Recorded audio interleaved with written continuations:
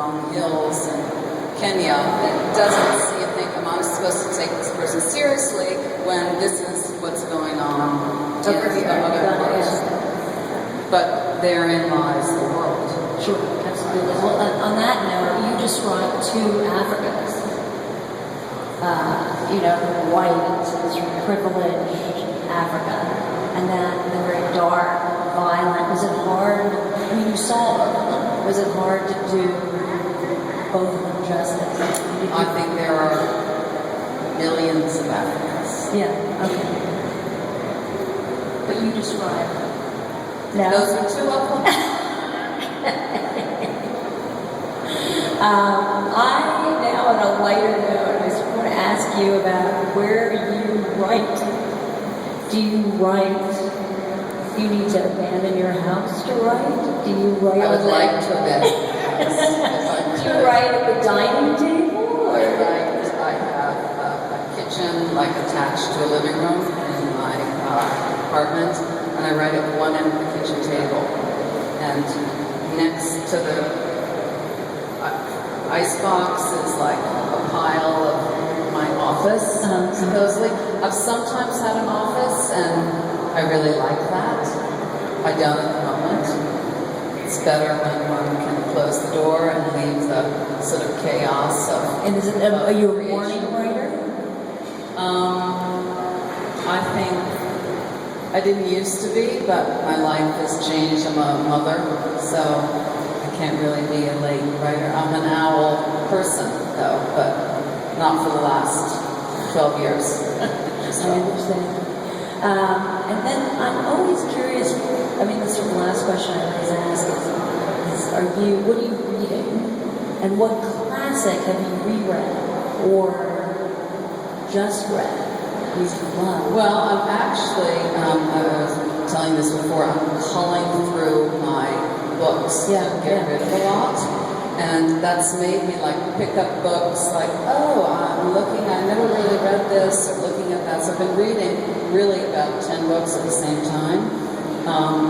One was Nina Burova, a really great, I looked at the book, and there's this wonderful novella called The Waiter and the Slut, and it's fantastic. I like that the translator went for that word, you know. And what else was I just looking at recently? Willa Cather's first novel called Alexander's Bridge. Does anyone even know about that? No, it was good. You know, not her great, right. But that's nice to see. And as far as rereading, I'm actually about to start. I started a little bit, and it's for a class that I'm teaching, so I wanted to reread it, To the Lighthouse by Virginia Woolf, which is one of my, I would say, top 10. What are the other ones? What are the other top 10? What are the top 5? You know, Chekhov's stories, Hemingway's stories, Edith Wharton, Nabokov, Tolstoy, J.D. Salinger. Stories? Frank Zelly? Short stories. Yeah. Better. Everyone knows them. Faulkner. Who is it? Faulkner. She said Faulkner first. Yeah. Thank you so much. I am going to give the microphone out, and please ask Susan. I'm going to take about 4 questions, and then Susan will be signing the shop behind us. But any questions for Susan? Oh, come on.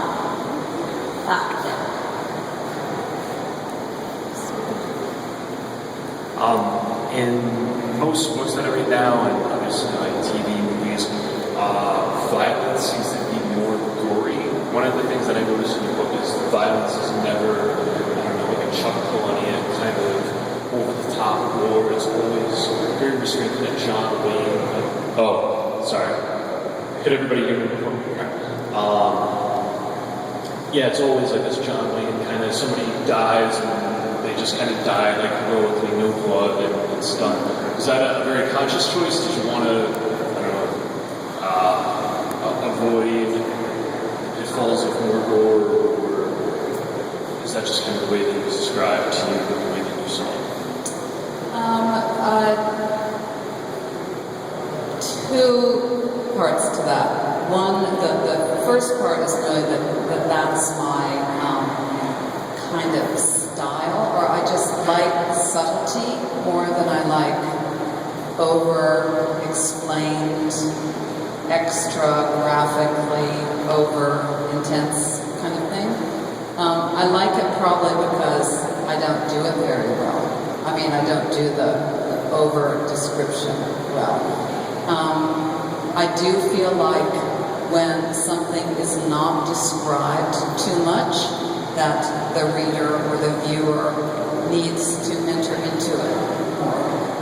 And I like to bring the reader and the viewer in. It's more of an experience.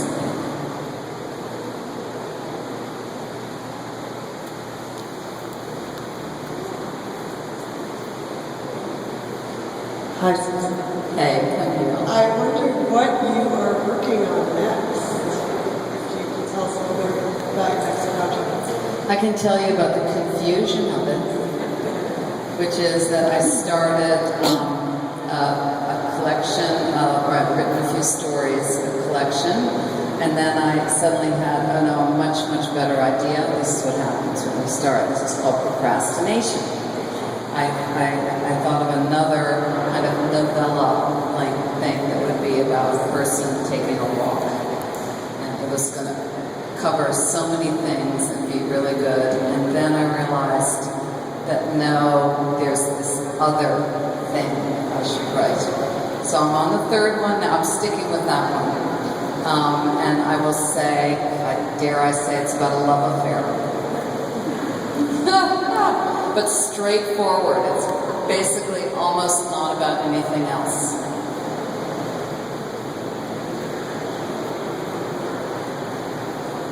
Thank you. Now, were reading and stories an important part of your childhood? Were reading and stories part of my childhood? Certainly, stories are a part of everyone's childhood, I think. Reading, it wasn't like we were a bookwormish family at all. Books were there, and I remember going through sort of rhythms when a book would mean a lot to me. I'd sort of fall into it. But I wasn't, the phrase which sort of makes my skin crawl a little because it's attached to so many writers. I was a voracious reader. I'm not going to say that. I would say I was a passionate reader. When I was reading, I was really taken over. But I would say I was just as passionate about watching movies and about being athletic and traveling and my friends. So it wasn't a thing that it started to take over, I would say, more and more. But more what took over for me was writing. By the time I was about 13, I was pretty compulsively writing every day.